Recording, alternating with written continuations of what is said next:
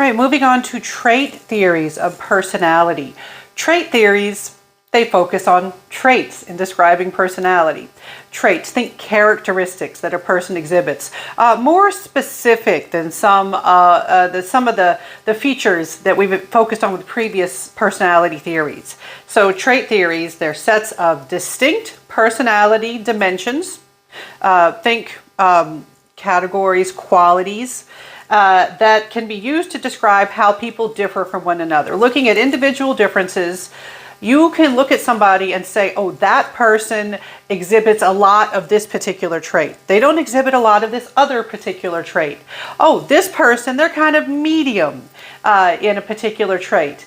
This person's main trait that just jumps out at you. You can focus on these specific characteristics that people exhibit. Now, with traits, we have, screen went dead on my, using my tablet, my screen went dead. All right, so with traits, one thing we have to differentiate are source traits and surface traits. All right, I think that, I think the difference to me is, I think of going from general to more specific characteristics. So surface traits, these are easily observable. They are traits we see on the surface of someone's personality. You can look at somebody and say, for example, that person is very talkative. That's a very specific characteristic, and you can observe that. All right, oh, that person seems very anxious, uptight, tense. We might use the word neurotic to describe them, using some of the specific theories that we'll talk about.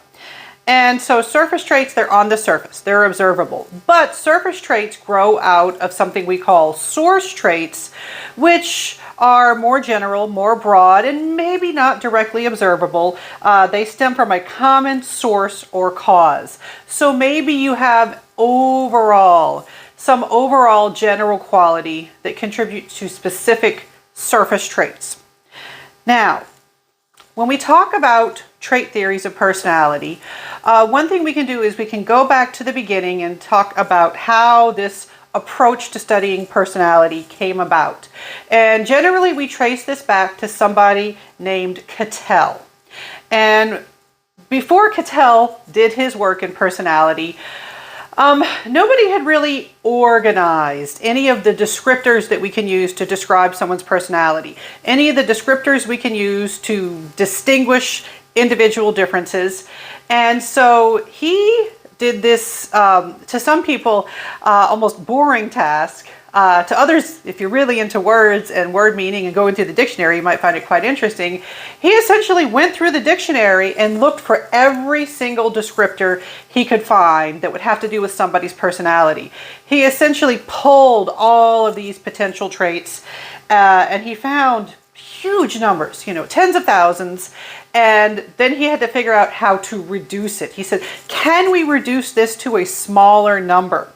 And he used a statistical procedure called factor analysis.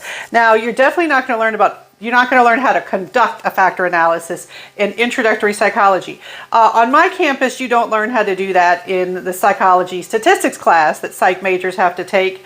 My graduate students, when I teach the graduate statistics class, in non-experimental statistics and research design, I teach them how to do factor analysis. So it's kind of a more advanced statistical procedure. But the goal of factor analysis is you take a bunch of different variables and you see if you can reduce them to a set of factors. One way to think of it is sometimes you might take a survey that has a bunch of questions. Maybe a survey has 30 questions. You want to see if you can reduce them to subscales. Rather than just having 30 individual variables or scores for each item on that survey, you might say, can we put these together into smaller sets of variables? Can we combine them?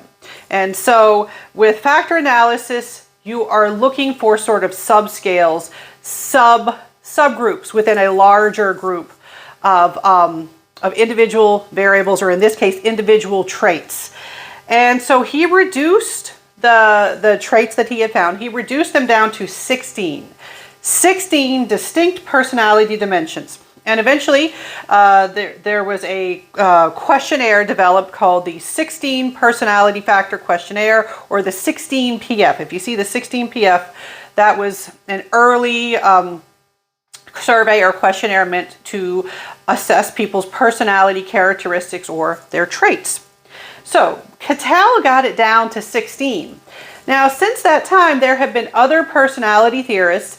There have been a lot of trait theorists in personality, and we are not going to learn about every single one of them. And in fact, I'm going to skip a few that are in the textbook just for time's sake. All right. My students focus on the ones that I do talk about in class or in these videos. One other big name that is mentioned in the book is someone named Eysenck, Hans Eysenck. And he said that he proposed that personality could be described by two central dimensions, something he called neuroticism and something he called extraversion. And extraversion is spelled with an A, extraversion. That's important because other personality theorists will have a term extroversion. If you see that and it trips you up, yes, some people, they spell these things a little different, and sometimes they describe them or define them slightly differently. All right, so what's neuroticism? All right, if we use the word like stop being so neurotic, we're like, hey, don't be so tense, so anxious, so emotionally unstable. It has to do with emotional stability versus instability. If you are not in control of your emotions, I'm freaking out, I have a test coming up, you're exhibiting neurotic behavior. All right, I tend to consider myself high in neuroticism. A lot of people who go into academia and go through grad school and stuff like that are a little bit high in neuroticism.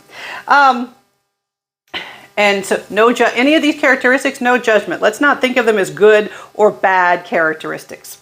All right, so neuroticism was one of his dimensions. The other one, extraversion. If you are extroverted, you are more drawn to other people, to social situations. And getting over here to our little, so things like being sociable, being active.